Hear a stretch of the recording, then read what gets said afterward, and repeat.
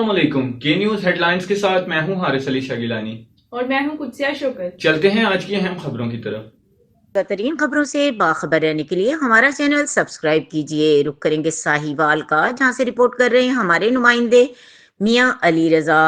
Sahiwal teaching अस्पताल में पेपरा rules की खुली खिलाफ वर्जी की जा रही है। अस्पताल इंतजामिया ने लाखों के सामान के औने पौने दामों में नीलामी कर दी।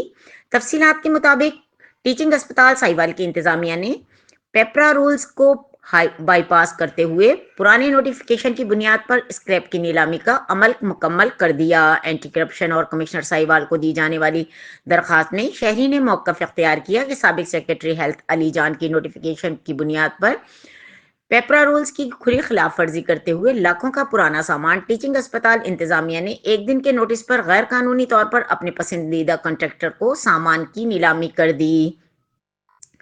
जराये के मुताबिक मजीद दावा किया है कि सामान की नीलामी से कबल टेंडर को ना ही ई पैड पर अपलोड किया गया और ना ही पेपरा के कवायद और जवाबित को फॉलो किया गया, जबकि दीगर अजला में इसी नोटिफिकेशन के बावजूद टेंडर को दोबारा ऑनलाइन किया गया और पेपरा रूल्स को फॉलो किया गया। मजीद इदारे की सवाबदीदी पावर को इस्तेमाल में न लाया गया। दरखास्त गुजार ने commissioner Sahiwal, director anti corruption और हस्पताल कमेटी चेयरमैन मलिक कासिम नदीम से फौरी नोटिस लेने को कर नीलामी को अमल मुअत्तल करने के समेत शफाफ इंक्वायरी का मुतालबा किया है।